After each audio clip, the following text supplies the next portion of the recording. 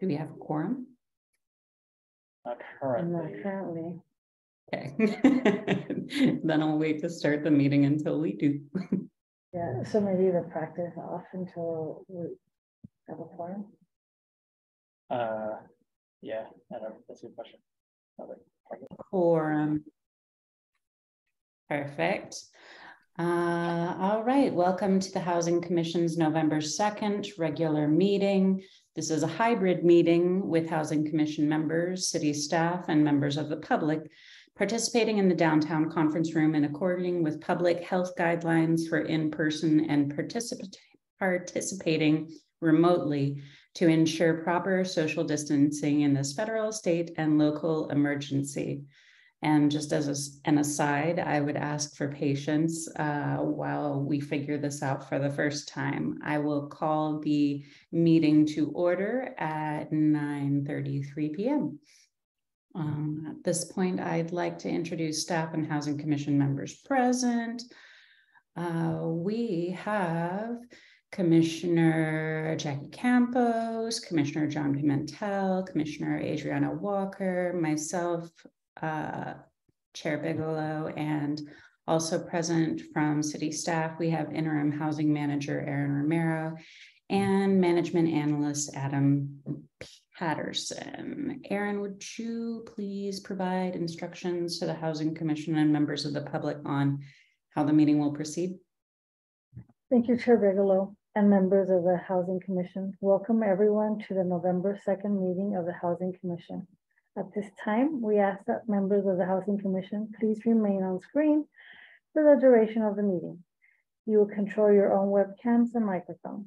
Staff will engage cameras and microphones to make presentations and respond to the members of the Housing Commission. The members of the public who are in attendance and wish to provide public comment, after the chair calls for public comment on the item you wish to speak on, please engage the raised hand feature or via telephone press *9 to raise your hand to speak. I will then have the ability to open your microphone and you can provide your public comment to the Housing Commission. For those participating in person, please raise your hand and the chair will call upon you to provide your comment. That concludes the instructions and I return the meeting to the chair. Thank you. Thank you, Aaron.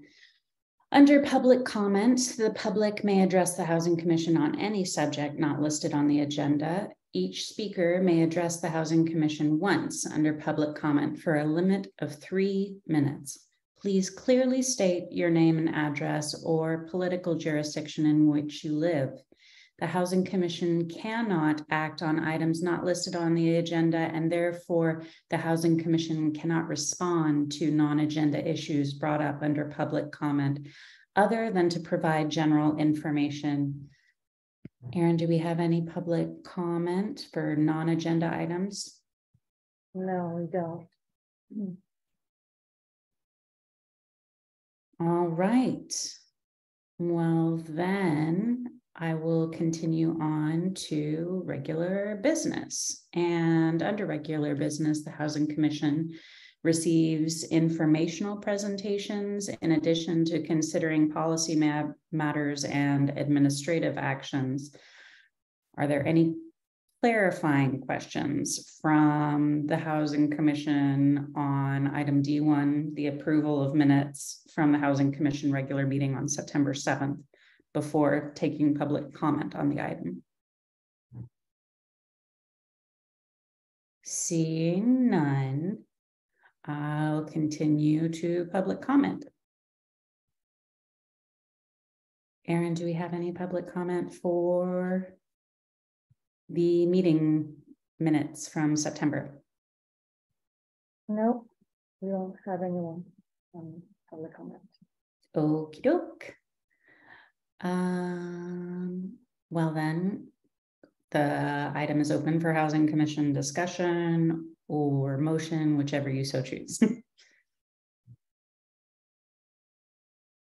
Move to approve the minutes. Awesome. Do we have a second? I second the move. Thank you, Commissioner Pimentel and Walker. Aaron, can we do a roll call vote? Sure. Commissioner Campos. Aye. Commissioner Leach? Absent. Not present.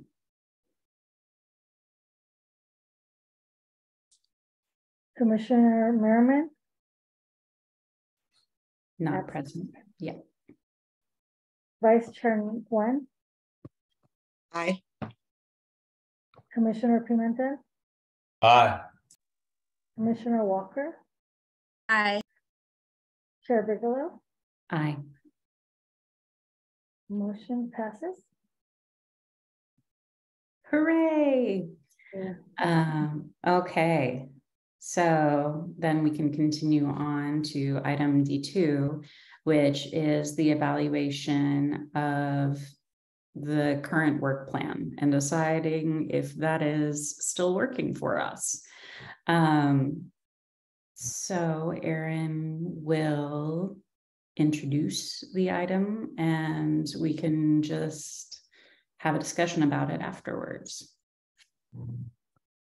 So the plan for this evening is for the commission members to work and brainstorm on the 22-23 work plan. The work plans are usually presented to the city council in September. So this year we're a bit late, but we still have to comply and produce a work plan. The current work plan was adopted, was approved in 2020. So most of us were not part of the plan. So I suggest that we start looking at them for tonight. We could either edit the work plan and look at the current goals and determine if they're still relevant. If so, they can remain on the plan, or you could come up with new ones. So this is an opportunity to brainstorm and talk about the goals, but because of timing and we're already sort of late for the work plan, it's supposed to be a year work plan. By the time this is presented to the council, will be most likely in January. So it is really a 6-month work plan. So I just want to keep that in mind. So maybe focus on 2 or 3 that are very important that could be accomplished. And so I just wanted to keep in mind that, you know, any goals should align with current city council priorities, and also consider the limited staff resources while drafting this plan. So we could move on, and Adam is going to work with us. So as we're going through the goals, he can delete, cross off, or add as we're going through them. So I'm going to hand it off to Lauren to start the conversation. Okay, so first, I guess, first I'd ask if there are any clarifying questions before we take public comment, and then we can, after hearing public comment, we can dive into a discussion of the work plan and see what really makes people excited to tackle in the next 6 months. So any clarifying questions that people have?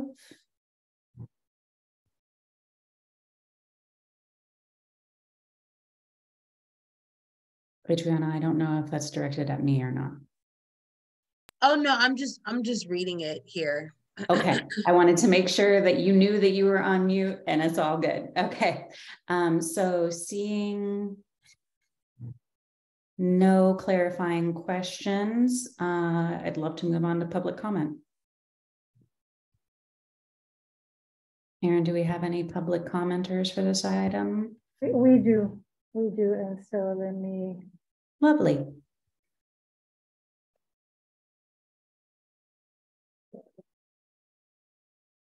For members of the public who are in attendance and wish to provide public comment, just raise your hand if they did already. So we can introduce Karen Grove.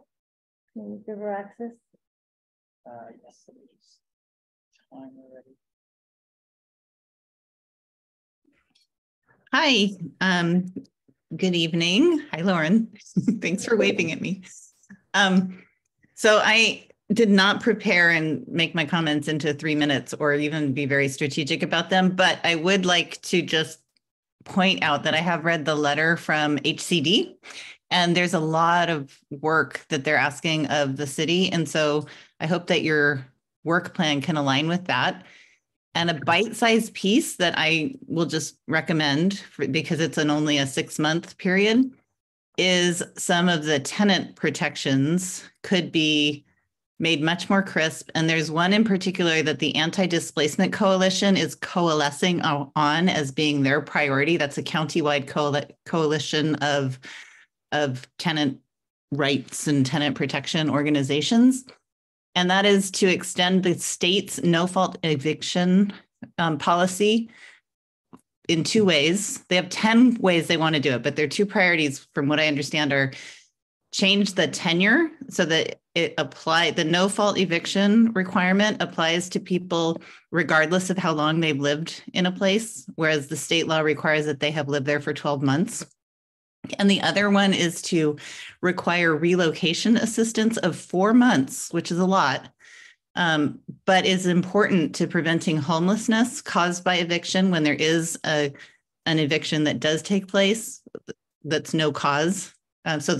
Sorry, let me gather my thoughts. So one is the tenure, and the other one is for evictions that can occur without cause because of the type of home that someone lives in, excludes them from the state bill, that we should require 4 months of relocation assistance to do several things to prevent homelessness that can be caused in that situation. And also it allows landlords to evict people for no reason, but it does deter perhaps a little bit because there's the 4 months rent that is a cost. So that's my main point. And yeah, I think I'm just going to stop there because if I start making another point, it'll just get muddled. So just cause for eviction would be a very impactful policy. And if we can enact something quickly by leveraging what's happening throughout the county, that would be fabulous and could keep our community intact in important ways. Thank you.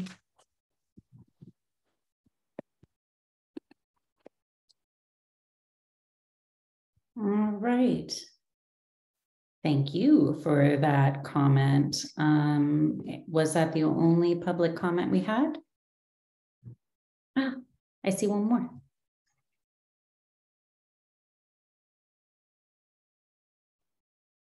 Good evening.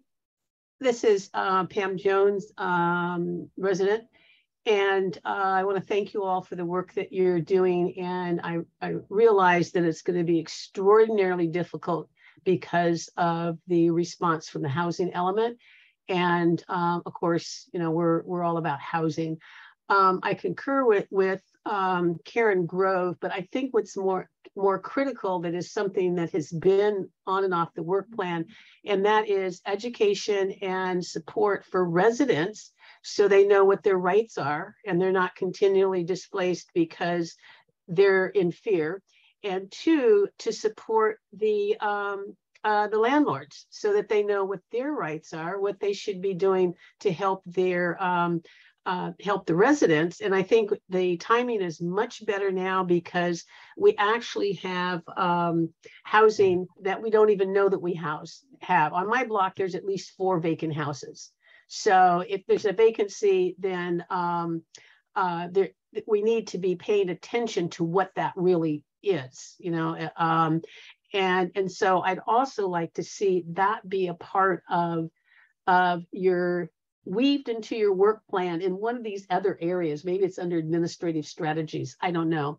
But I think that it's time that Menlo Park decides that it is going to address vacancies and not that we're forcing people to rent, but that we're being mindful that we have people that are potentially close to homelessness, and that it really is more supportive of actually the owner if they have it rented rather than leaving it vacant, because then that can present other problems, you know, even for them and the well-being of their property.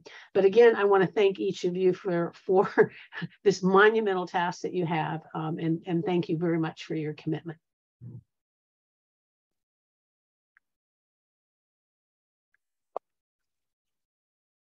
Thank you both for your comments and for showing up on a chilly Wednesday to provide us with assistance and your thoughts. Okay, so seeing no more hands for public comment, I am going to move on to a discussion of the work plan. And the idea for this evening, just to manage expectations, is that we're not setting things in stone this go around. We are better shaping it. And we had tried to do this work via ad hoc, and just schedules didn't line up. So we're all talking about it together instead, and that works just as well. So I would love to hear what other people's thoughts are about whether things are still relevant, if there are things that they feel are missing and more important, less important. Any and all thoughts are welcome.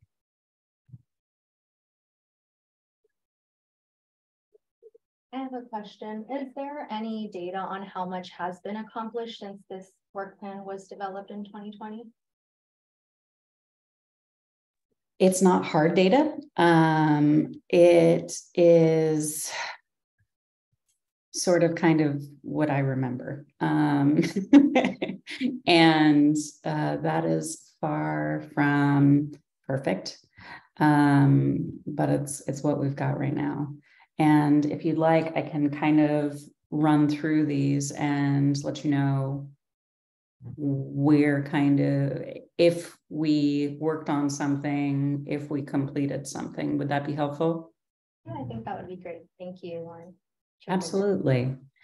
Okay, so our first topic was about increasing the production of accessory dwelling units because there were some changes in state law, and about streamlining the process and providing funds to assist property owners and create incentives for property owners. And I believe that the city got a grant from the state about making the process easier, which could fall under providing funds, but that doesn't assist the property owners to develop. So we did the first and didn't do the second and third. We were still working on the funding program. And okay, and community land trusts, we heard from several of them. And so I would say that we did work with them, providing support. I don't believe we did, and developing programs to produce affordable housing. No, and increasing density and zoning along El Camino to some degree we've done, and we allocated time and resources to big picture opportunities like the school site or the USGS site. And we definitely supported housing production near transit. So, okay, that's the first three.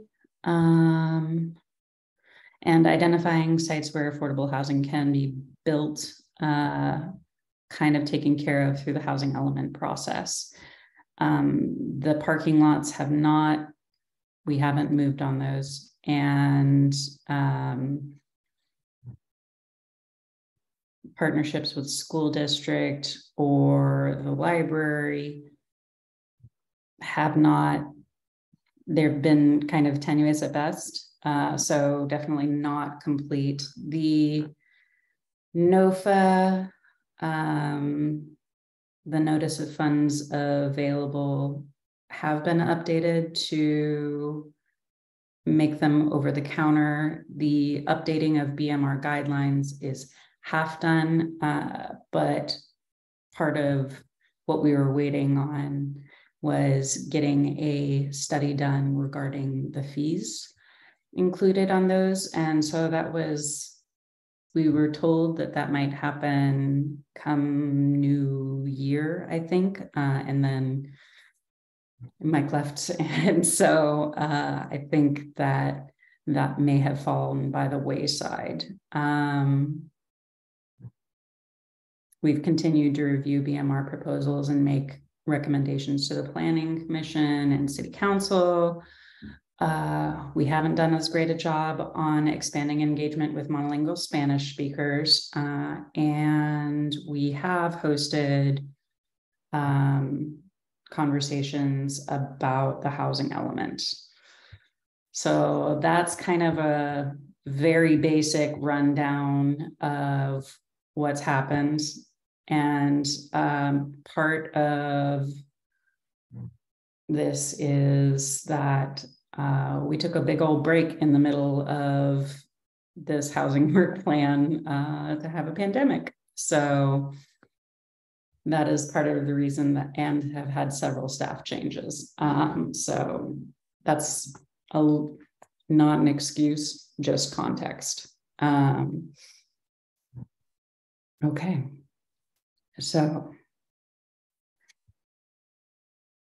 do you want to go up to the top and cross off where it's been completed, or do you want to add more?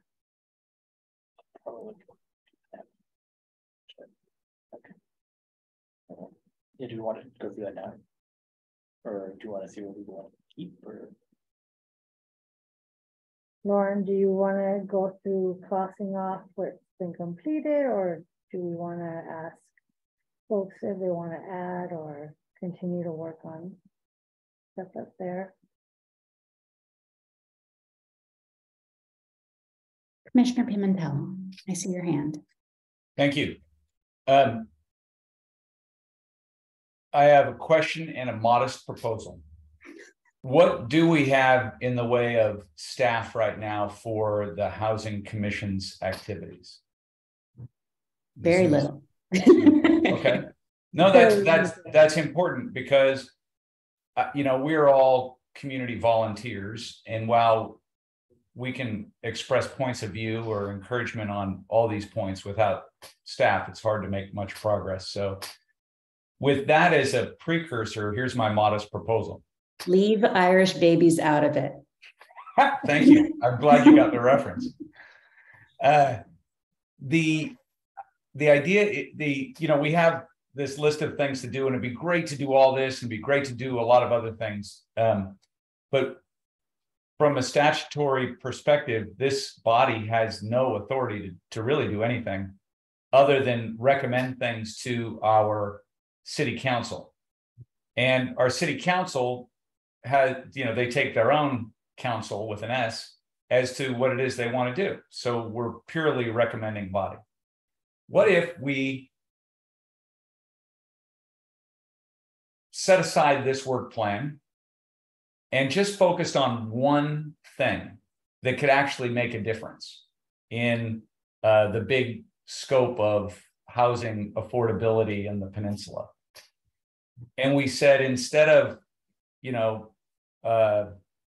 trying to adjust, say, ADU policy, for instance, which is, again, going to require the city council to do anything of value there, we became an advocate for a new way of thinking about our downtown parking lots.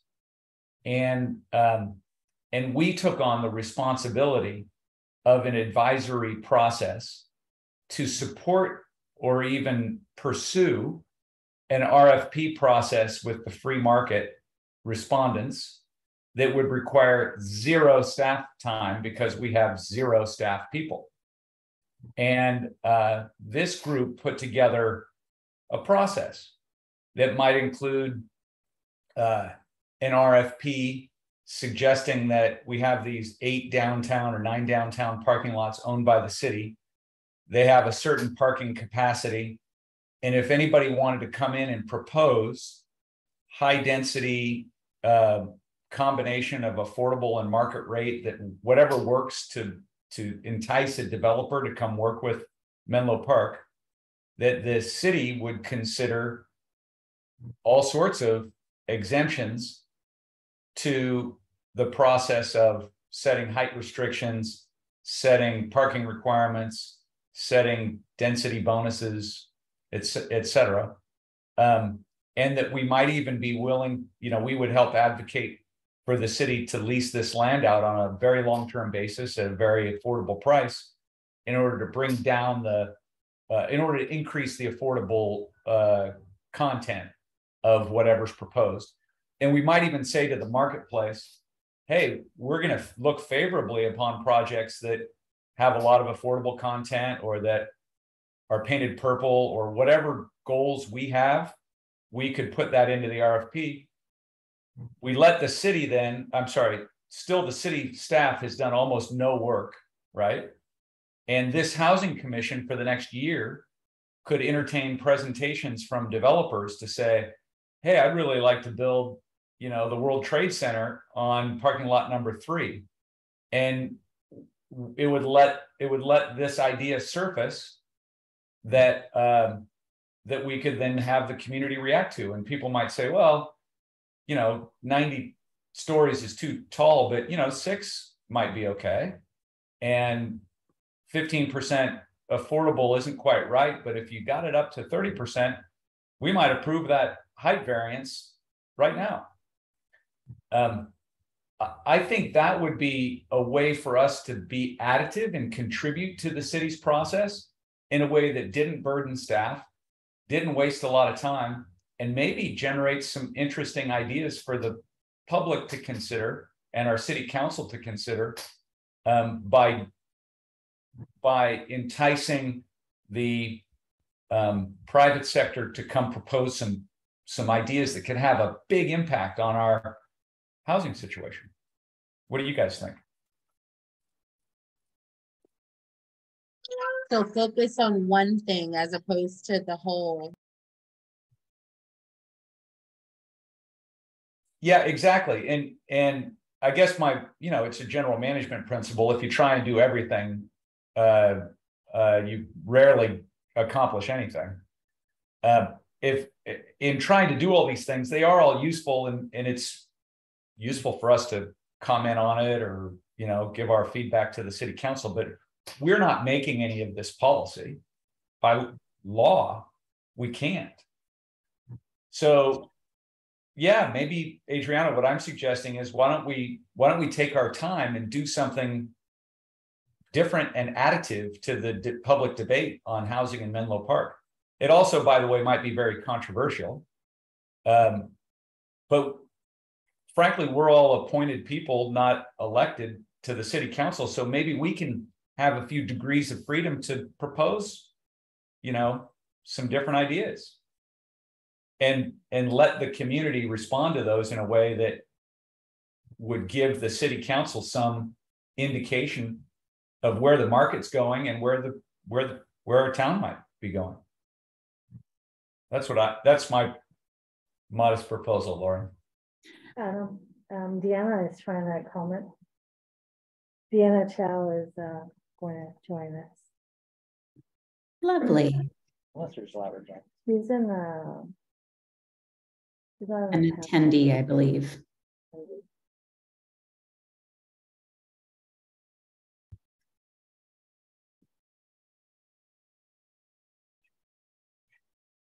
Can you promote her? She should be able to unmute if she wants to.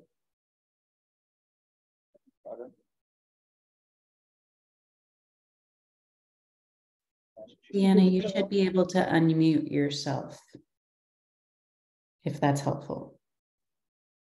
Okay. Hi. I don't see myself, but maybe you can hear me. Awesome. Great. Good evening, Chair Bigelow, members of the Housing Commission. This is Deanna Chow, the Assistant Community Development Director. And so I was listening to the various comments and discussion here, and just wanted to highlight that in response to Commissioner Pimentel's idea with respect to an RFP for the parking lots in the downtown. I know that was part of a much bigger conversation that we were having as part of our housing element. And how do we, as a city, utilize our city-owned properties to help promote and produce affordable housing? And certainly the downtown has been identified as multiple opportunity sites, not only for its proximity to resources, but transit, and it's a resource-rich area. And so I just wanted to highlight that our current housing element draft does include a program to do an RFP for the downtown parking lots. I think this was an idea that came out of even the Housing Commission discussion that was shared during some of our initial conversations. And so it is part of the draft. And so it's something I think the Housing Commission could work on, with staff, as directed by the City Council at the time that there is an appropriate release, or if there's some information gathering that could help support staff. I think, though, it would need to be in a tandem, a collaborative effort with planning, housing, our council planning commission has it. Like it would be more of a collaborative effort. So something that I don't want to dissuade interest from the Housing Commission in doing, but I don't necessarily see it as an independent program. Deanna, do you have a copy of the draft RFP that the city's going to put out for this purpose? We don't. So with all of our housing programs, it identifies a timeline of when we would be working on these. And so as it currently stands, the draft, let me just pull that up. So it's program H4G, if anyone is following with online. So we were looking to have community outreach and develop a strategy by the end of 2025. So we don't have an RFP yet. We want to understand, what is it that we want to see, what types of uses we want to see. And so that would be developed as part of our RFP process and the community engagement. Well, let me go ahead and just continue on the flow, if I may. So thank you for that input, Deanna. I think you really just emphasized my point that what the Housing Commission does is purely advisory, and it's really up to the City Council to make any policy decision. And so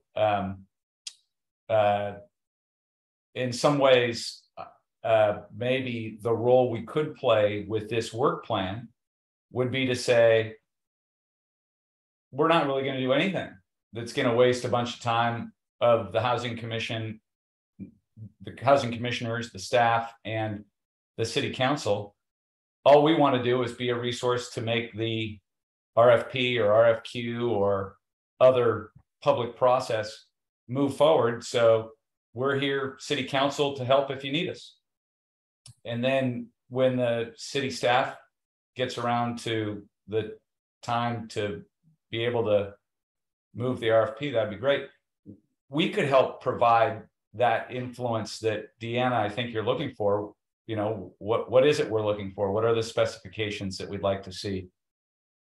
Maybe that's a role the Housing Commission could help accelerate on behalf of the City Council. That's my proposal, Chair Bigelow.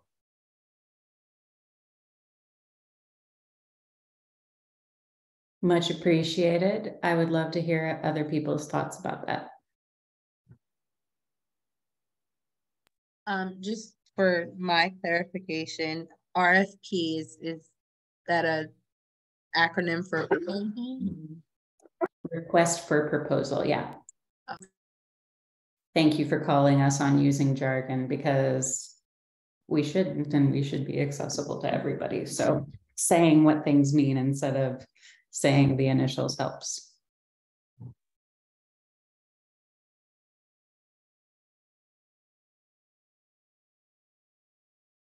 I'll even push that a bit further. It doesn't have to be a request for proposal or any sort of formal process. It could be an opportunity to let the market propose whatever they might want to propose.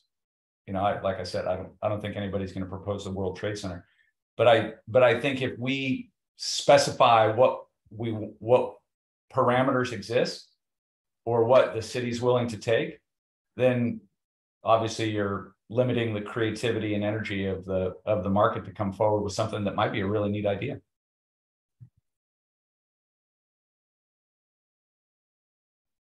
I hear that, and I love your commitment to making housing happen on our public lands.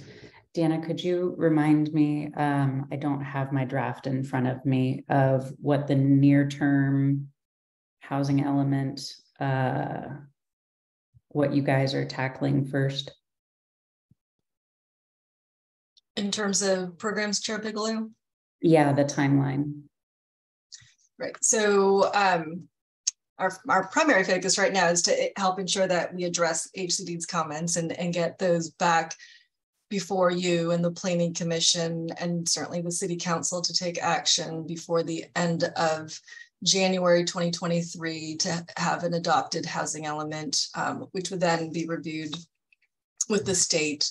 As part of that, we're looking to do some of the programs that you've identified here in your work plan, some of the development standards and various regulations that would help remove some of the barriers to what we've heard is some of the barriers to development, whether it's, you know, parking, which could have added costs and which may not be needed. Especially we've been hearing some of the affordable housing units may not need as a high of a parking rate. And so there might be opportunities to remove and reduce some of the standards which currently exist. We're also looking to increase some of the densities to create additional housing, to create more opportunities for affordable housing, to create those primarily in the downtown specific plan area. So that's all part of the work that we're doing as part of our housing element. And I think are some of the things that I see here on the increased density zoning work plan item. You also touched upon some of the administrative strategies, which were the modifications to the below market rate housing program guidelines. That was something that the commission focused on, and the City Council adopted changes early in their year, looking at prioritization of, or preferences, I should say, for prospective tenants.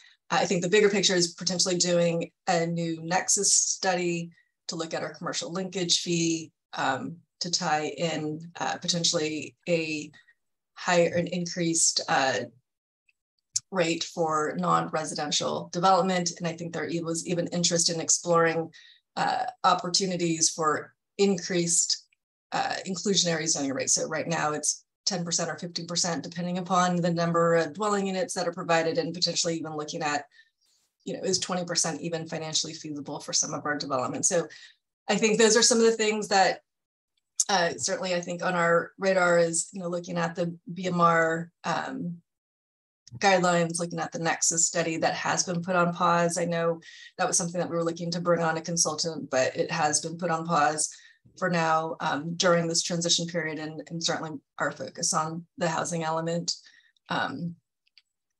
So I would say that that's probably kind of the next thing that we would do after the zoning changes that we're looking at doing now. The rezonings would probably be looking at our BMR guidelines. Right. And you're thinking that that happens post, hopefully in the new year? To pick it up again? Yeah. My guess is that we would probably in earnest like work on it once we have more permanent staff to take that effort on. Okay, all right. That's fair. And to make sure that we call it out, much appreciation for the staff that are here and that are helping us through, because you guys help us continue momentum. Even if it's tiny momentum, it still counts. Okay, so housing element calls for parking lots done by 2025. In my mind, that process has to start way before then, just because it does take time to come up with these processes and ideas and brainstorming. And John, if this is a passion project for you, you know, and you wanted to ad hoc it up, I think that you probably could. I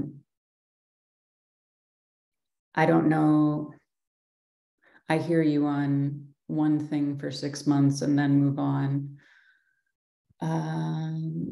Vice Chair Nguyen, I would love to hear your thoughts about everything we've talked about. Or Jackie, you, either of you guys, I just want to make sure that everybody's included in this process.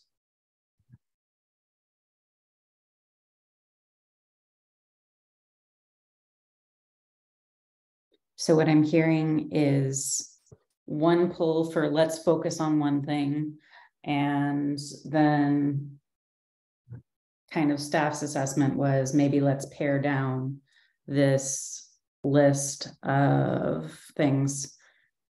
Both parties are saying let's focus more. I agree with staff. Let's eliminate the list. That you're that's a fair read. That's a fair read. I think Is it Chelsea, are you in a place where you can comment? It sounds maybe a bad connectivity. We can't hear you if you're trying to talk.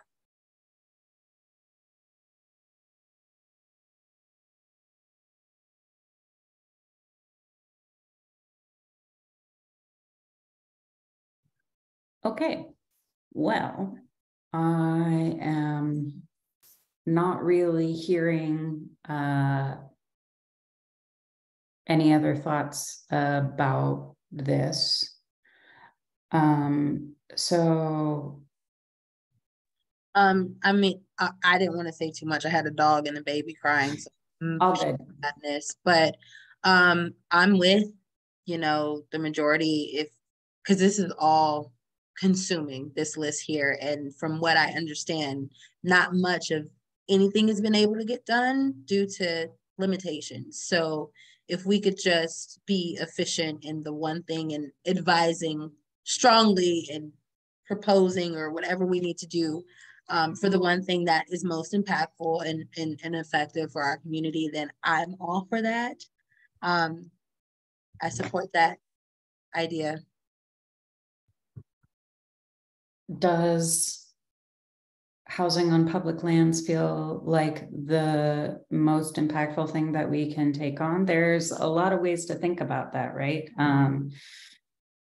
I know that we said that a Nexus study with the BMR funds probably isn't going to happen until we have new staff. And so that kind of takes that off the table, at least for now. And accessory dwelling units are kind of covered in the housing element, to some, not covered, but touched on in the housing element. I was looking at promote community stability. What does that look like? I mean, what would that? I think that great question, first and foremost. But I think to me, that always meant anti-displacement efforts, right? So we brought up tenants' rights in the housing element process as an anti-displacement effort. And we've heard from community members as well that that would be important work to promote. Doing some community outreach and education about what rights people have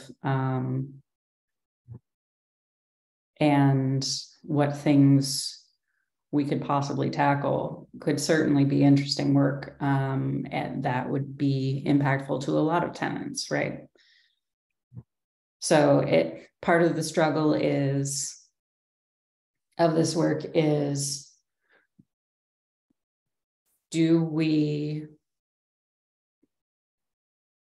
it's kind of a yes and thing. We plan for the future and we protect our community at the same time. So that's always the struggle. And if we had to pick one to focus on, do folks feel more energy, I guess, interest in either one or the other?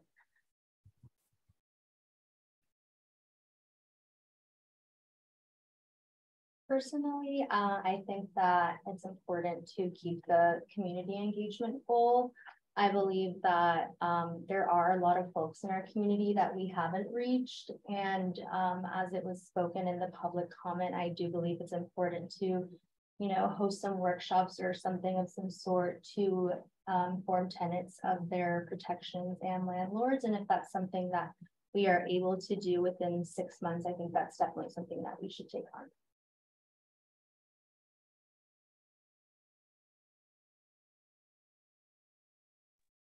Love that. Appreciate the input. Anyone else have thoughts? So I'm hearing a pull for more tenant focus and a pull for more future big thinking focus. I also think, sorry, to add on to my comment, I also think that's important coming out of the pandemic and a lot of families still being impacted with evictions and still needing rent relief. And I think it would be really important to inform them of what their rights are and where they can receive support during this time. I agree. I agree completely. The pandemic was really destabilizing for a lot of people. Commissioner Pimentel. I couldn't agree more. Maybe we need to boil it down to two things. What I like about where this commentary is going is this is a function that the Housing Commission can do without taking a lot of staff time. And by raising visibility, it's additive.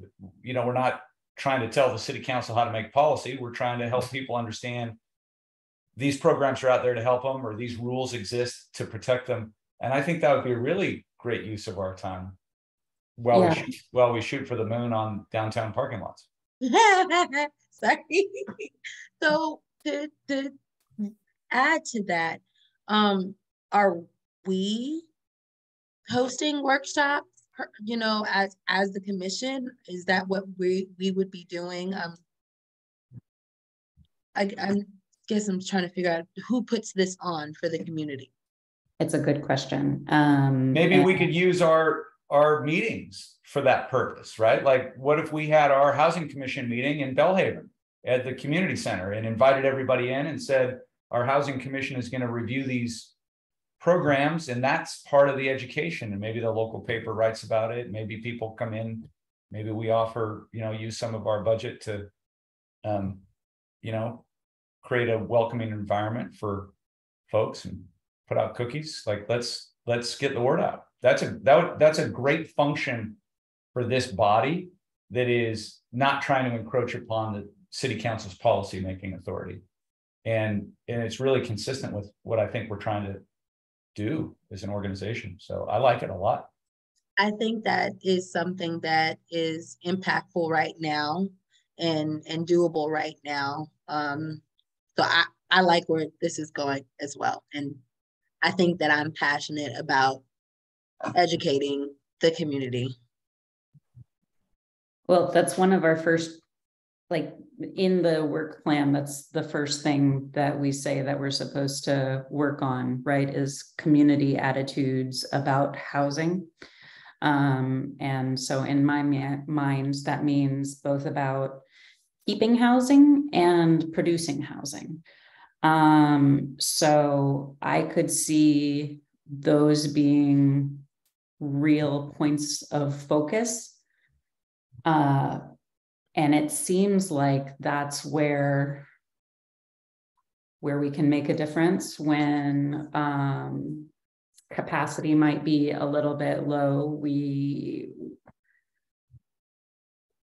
make sure to work with what we've got and what we can do. So is everybody comfortable with us talking more about I'm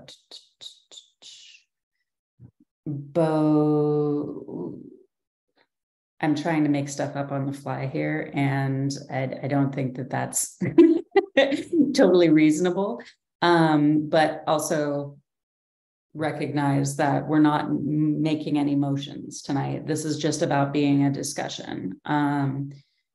If we've all arrived at the same place, I don't know, is the discussion done?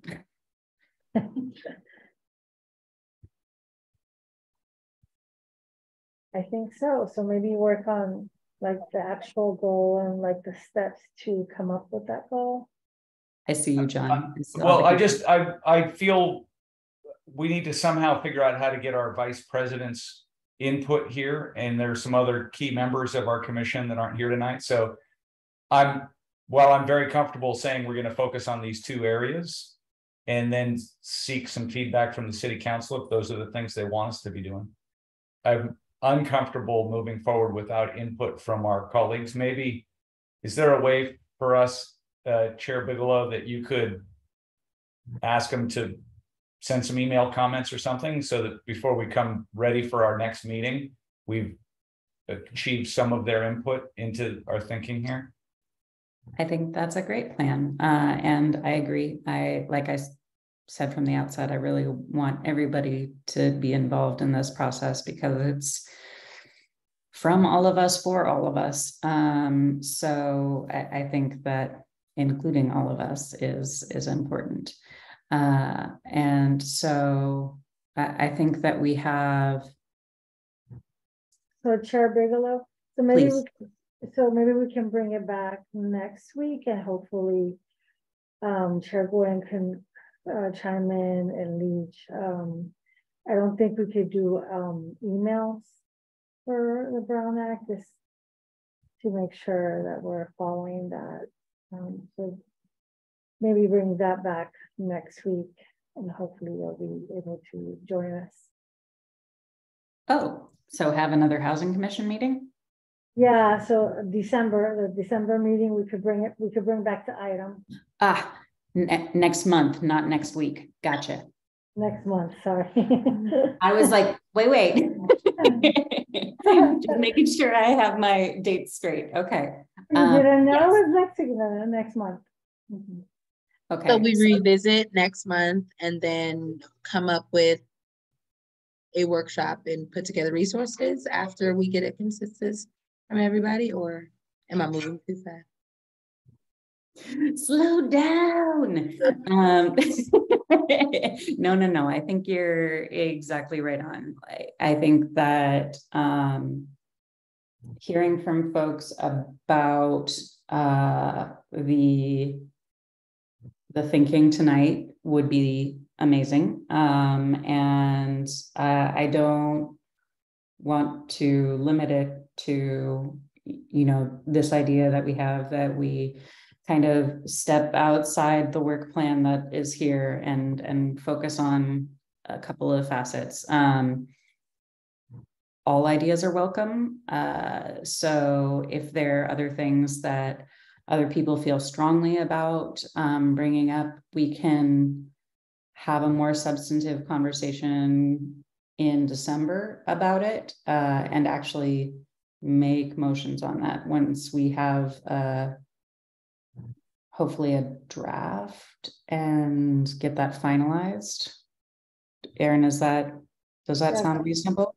Sounds reasonable, and just come up with ideas, and hopefully we'll be able to approve it at that time and bring it to the city council in January. So perfect. Okay.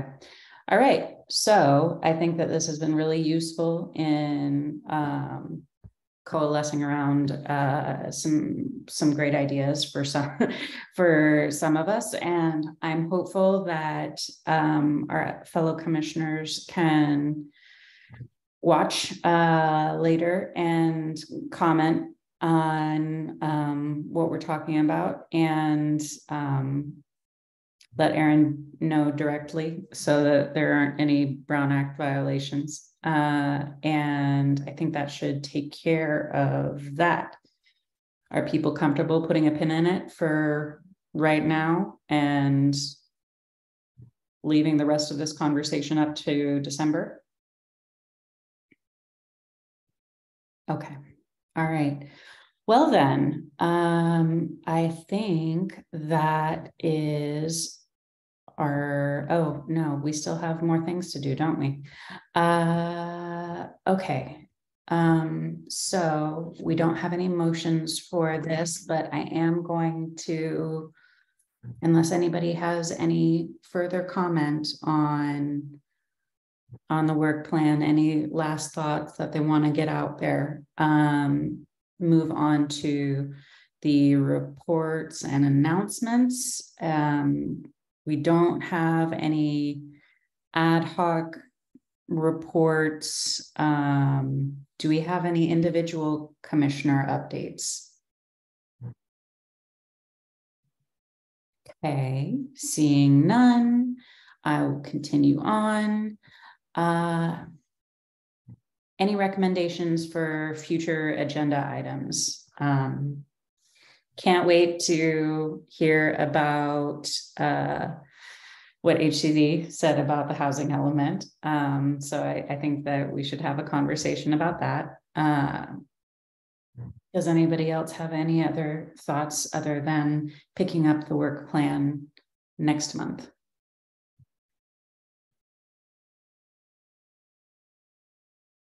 Seeing none, I will continue on to E4 staff updates and announcements, which Erin will provide us with. Yeah, so I think we want Deanna wants to have talk about the housing element. Can we promote her? She should be able I think I have access now. Thank you. Good evening again. This is Deanna Chow. So I just wanted to provide a brief update on the housing element and the status of that. So a couple of key milestones that we have just recently received are approaching. So we have completed our initial 90-day review period with HCD. So they have provided us with their comment letter. I'd say, like many jurisdictions here in the region, we have received comments, an extensive amount of comments to address in our next draft. I think, they were certainly appreciative of, a lot of the work that has been put into it, and looking for some, additional information and clarifications that, we will, our team will spend updating the document. The comments are available on the city's webpage under the housing element. So menlopark.gov. We just recently changed. I'll put a plug in for our recently changed website address. It's menlopark.gov and then / housing element. And under related documents, you will be able to find our current draft of our housing element in addition to our letter that we received from HCD. The next milestone that we are approaching is the release of our draft environmental impact report that will be available starting this Friday.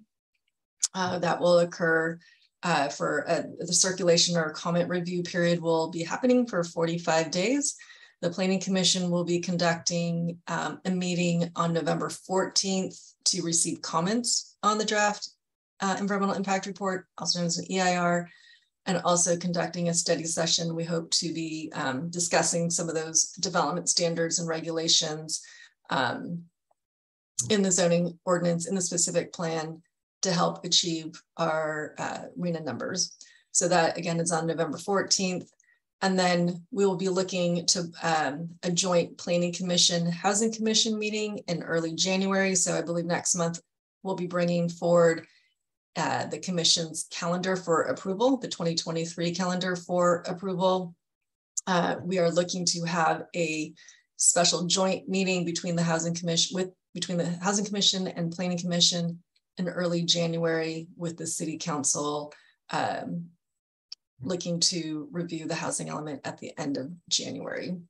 So we are on an aggressive timeline, and we'll be, sharing updates and providing the dates. But I believe we're targeting it's a Thursday, January 12th, but we'll confirm that and put it on the calendar for the Commission's consideration and adoption at the next meeting.